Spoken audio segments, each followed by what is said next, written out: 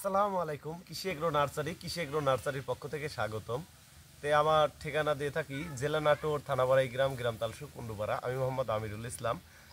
বাড়িটু জাতের পটলের বিষয়ে কিছু আলোচনা করব। আমরা লতা থেকে চারা তৈরি করি, কারণ ভালো বীজে ভালো ফসল হবে। এই দেখেন, আমরা যেটা লম্বা জাত জমি থেকে লতা কাটিং করে তারপরে আমরা চারা তৈরি করেছি। আমার এই কৃষি এগ্রো নার্সারিতে দেখেন কি সুন্দর সতেজ চারা। এখানে মোটামুটি 50,000 চারার মতো আছে, দেখতে পাচ্ছেন। 50,000-এর বেশি চারা হবে। চতুর্থ সাইডে শুধু পটলের চারা, দেখেন পটলের চারা আর চারা। আমাদের চারাগুলি দেখেন কি সুন্দর সতেজ, আমি তুলে দেখাবো। এই যে আমাদের যে চারাগুলি, খুবই সুন্দর চারা হবে, কারণ এখানে পুরুষ এবং মহিলা চারা উভয়ই আলাদা আলাদা করে আমাদের চারা তৈরি করা। মানে পুরুষ লতা আমরা বেছে নিয়ে আলাদা লট করি, আর মেয়ে চারা বেছে নিয়ে আলাদা আলাদা করা হয়।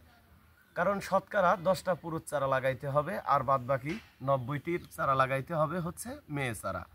আর আমাদের এই চারাগুলি আমরা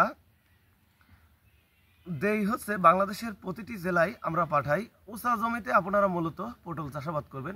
উঁচা জমিতে যদি পটল চাষাবাদ করেন তাহলে ভালো একটা বেনিফিট করতে পারবেন। আর এটা লাগানোর নিয়ম, লাইনে 2 হাত পরপর এক লাইন থেকে আরেক লাইন 5 হাত বা 5.5 হাত এভাবে লাগাবেন। তাতে বিঘাতে 33 শতাংশে 600 পিস চারা লাগবে। প্রতি শতাংশে 17-18 পিস করে চারা রোপণ করতে হয়। ভিউয়ার্স, আপনারা যদি পটল চাষাবাদ করতে চান, আমরা বাংলাদেশের প্রতিটি জেলায় সুন্দরবন কুরিয়ার সার্ভিসের মাধ্যমে পাঠিয়ে থাকি। আপনারা চারা সংরক্ষণ করতে চাইলে স্ক্রিনে দেওয়া নম্বরে অবশ্যই যোগাযোগ করবেন। ভালো থাকবেন, সুস্থ থাকবেন। আসসালামু আলাইকুম।